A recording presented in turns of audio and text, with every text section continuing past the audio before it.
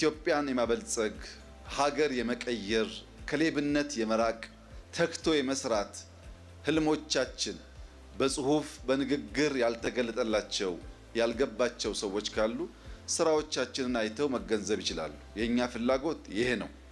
በዚህ መንገድ የእጃጠር ሰዎችን ህይወት መንካት ነው። ይሄን ደግሞ ማስፋት ነው። ብዙዎች እንዲያደርጉት ማስተማር፣ አርያ መሆን ነው።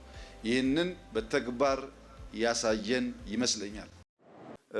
ሰዎች ላረጋግጥላችሁ የምፈልገው በቴሌኮም እንዳሳካ ነው፣ በህዳሴ እንዳሳካ ነው፣ አየር መንገዳችን ላይ እንዳሳካ ነው፣ በብዙ ስራዎቻችን ላይ ተሳክቶ እንዳየነው ካፒታል ማርኬት ይሳካል።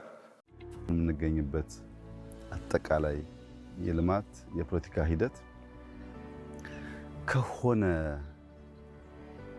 ለዘመናት አንቆ ከያዘን ምዕራፍ ወደሚቀጥለው ምዕራፍ ለመሸጋገር አንጓው ላይ ያለን ይመስለኛል።